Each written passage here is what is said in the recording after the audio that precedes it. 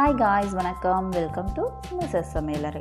நாம் இன்றைக்கி பார்க்க போகிற ரெசிபி என்னென்னா, ஸ்கூல் விட்டு வர குழந்தைங்களுக்கு ஹெல்த்தியான ஒரு ஸ்நாக்ஸ் ரெசிபி தாங்க பார்க்க போகிறோம். இது ரொம்ப ஈஸியாக செஞ்சிடலாம். எப்படி பண்ணுறதுன்னு பார்க்கலாம். அதுக்கு முன்னாடி நம்ம சேனலுக்கு இப்போ தான் ஃபஸ்ட் டைம் வரீங்கன்னா மறக்காமல் சப்ஸ்கிரைப் பண்ணிக்கோங்க. இந்த ஸ்நாக் ரெசிபி பண்ணுறதுக்கு ஃபஸ்ட்டு ஒரு பேன் வச்சு சூடுபடுத்திருக்கேங்க. அதில் ஒரு கப் வேர்க்கடலை, இது வறுக்காத வேர்க்கடலைங்க. ஸ்டவ்வை low flame to medium flame வச்சு இதை நல்லா ரோஸ்ட் பண்ணிக்கலாம். நம்ம நல்லா வறுத்து எடுத்துக்கலாம். அந்த தோலெல்லாம் நல்லா உறிஞ்சி வரணும், அந்த அளவுக்கு நல்லா வறுத்துக்கலாங்க. பாருங்கள், நல்லாவே வறுப்பட்டுடுச்சு. இப்போ இதை ஒரு தட்டுக்கு மாற்றிடலாம். அடுத்ததாக ஒரு கப் வெள்ளை அவல். நீங்கள் உங்கள்கிட்ட சிகப்பு அவல் இருந்தால் எடுத்துக்கோங்க. நான் திக்கான அவல், வெள்ளை அவல் தாங்க எடுத்திருக்கேன்.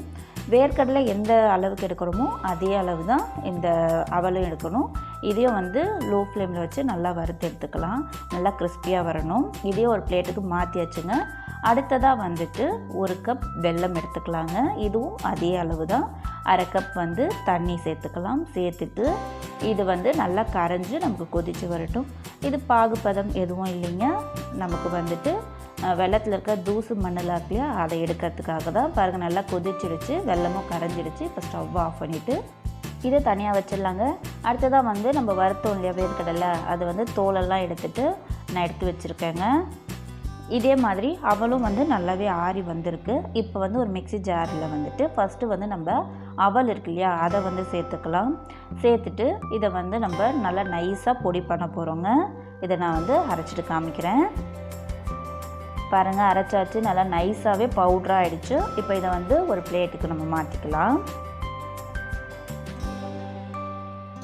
அடுத்ததாக நம்ம வறுத்து வச்சுருக்க வேர்க்கடலை இருக்கு இல்லையா, அதையும் இப்போ சேர்த்துக்கலாங்க. வேர்க்கடலையே நம்ம ரொம்ப நைஸாலாம் அரைக்கக்கூடாதுங்க. கொஞ்சம் குறைப்பாக தான் அரைக்கணும். அங்கங்கே அந்த வேர்க்கடலை தெரிகிற மாதிரி நம்ம அரைச்சிட்டு வந்துடலாம். பாருங்கள், இந்த மாதிரி அரைச்சாச்சுங்க.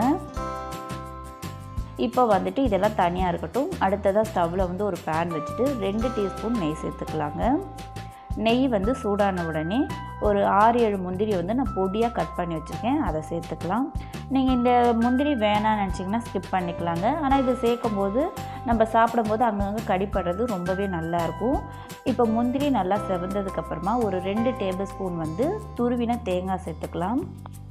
இந்த ரெசிபிக்கு இந்த தேங்காயோட ஃப்ளேவர் ரொம்பவே நல்லா இருக்குங்க. இப்போ இதையும் நல்லா வறுத்துக்கலாம். பாருங்கள், நல்லா கலர் மாதிரி வந்திருக்கு பாருங்கள். இந்த அளவுக்கு வறுப்பட்டதுக்கப்புறமா நம்ம பாகு காய்ச்சி வச்சோம்ல வெல்லம், அதையும் வடிகட்டி சேர்த்துக்கலாம். இதுக்கு இந்த பாகு கரெக்டாகவே இருக்குங்க இந்த வெல்லம். அதனால் எல்லாத்தையுமே சேர்த்துக்கலாம். சேர்த்துட்டு இதை ஒரு வாட்டி நல்லா மிக்ஸ் பண்ணி விட்டுக்கலாம். மிக்ஸ் பண்ணதுக்கப்புறமா இது கூடவே ஒரு 1/4 டீஸ்பூன் ஏலக்காய் பவுடரும் சேர்த்துக்கலாங்க. சேர்த்துட்டு இது லைட்டாக கொதித்து வரட்டும். ரொம்ப கொதிக்கணும் அப்படின்னு இல்லைங்க. லைட்டாக கொதி வர சமயத்தில் நம்ம மற்ற பொருள் எல்லாம் நம்ம சேர்த்துக்கலாம். பாருங்கள், இந்த ஓரங்களில் கொதிக்க ஆரம்பிச்சிச்சுங்களா. இந்த சமயத்தில் நம்ம வறுத்து வச்சோம் இல்லையா வேர்க்கடலை, அதை ஃபஸ்ட்டு சேர்த்துக்கலாம். சேர்த்துட்டு இதை ஒரு வாட்டி நம்ம மிக்ஸ் பண்ணி விட்டுக்கலாங்க. இது நல்லா மிக்ஸ் ஆகி வரட்டும் நமக்கு. பாருங்கள், நல்லாவே மிக்ஸ் ஆகி வந்துடுச்சு. இந்த சமயத்தில் நம்ம அவல் சேர்த்துருந்தோம் இல்லையா, அதை சேர்த்துக்கலாம். ஸ்டவ்வை லோ ஃப்ளேமில் வச்சு இதை சேர்த்துக்கோங்க. ஏன்னா அவல் சேர்த்த உடனே அந்த தண்ணி எல்லாமே ஃபுல்லாக இழுத்துக்கோங்க. நல்லா திக்காய் வந்துடும் நமக்கு. இப்போ அவல் சேர்த்துட்டு நல்லா இதை மிக்ஸ் பண்ணி விடலாம். ஒரு 2 நிமிஷத்துலேயே நமக்கு நல்லாவே திக்காய் வந்துடுங்க. வேணும்னா இந்த சமயத்தில் நீங்கள் நெய் சேர்த்துக்கோங்க. ஆனால் எனக்கு ஃபஸ்ட்டு சேர்த்ததே கரெக்டாக இருந்துச்சு. இப்போ ஸ்டவ் ஆஃப் பண்ணிவிட்டு இதை ஒரு தட்டுக்கு மாற்றிக்கலாம். மாற்றிட்டு இது கை பொறுக்கிற அளவுக்கு சூடு வரட்டுங்க. இது ரொம்ப ஆறிடக்கூடாதுங்க. கை பொறுக்கிற சூடு வரும்போது நமக்கு எந்த ஷேப்பில் நமக்கு வேணுமோ அந்த ஷேப்பில் நம்ம இதை ரெடி பண்ணிக்கலாம். இப்போது ஓரளவுக்கு நல்லாவே ஆறி வந்திருக்குங்க. இப்போ நம்ம என்ன பண்ணலான்னா, உங்களுக்கு இதை கொழுக்கட்டை மாதிரி பிடிக்கணுன்னா கொழுக்கட்டை மாதிரி பிடிச்சிக்கலாம், இல்லை லட்டு மாதிரி பிடிக்கணுனாலும் பிடிச்சிக்கலாம். நான் இந்த மாதிரி ஒரு சின்ன பவுல் எடுத்துருக்கேங்க. அதில் கொஞ்சமாக நான் இந்த கலவை இருக்கு இல்லையா, அதை சேர்த்துக்கிறேன். சேர்த்துட்டு இந்த மாதிரி நல்லா அழுத்தி விட்டுக்கிறேன். இப்போ இந்த பவுல் நம்ம ஒரு நல்ல ஒரு அழகான ஷேப்புக்காக மட்டும்தான் அந்த பவுல் எடுத்துருக்கோங்க. இது மாதிரி ஒரு ஸ்பூன் வச்சு நல்லா அழுத்தி விட்டுக்கலாம்.